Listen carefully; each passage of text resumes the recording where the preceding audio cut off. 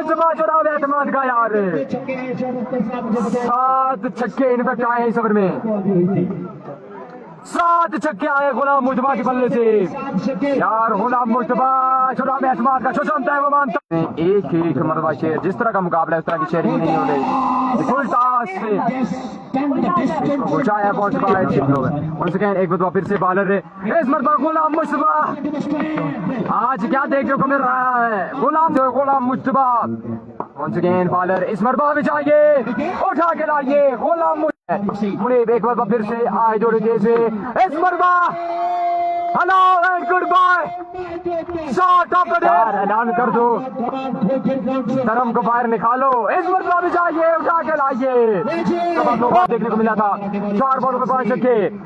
गुलाम मुस्तफा ये क्या हो रहा है? एक और छक्का गुलाम मुस्तफा के बल्ले से। गुलाम मुस्तफा ये क्या हो रहा है? once again क्या छक्का आएगा? जीगा जाइए उठा के लाइए गुलाम।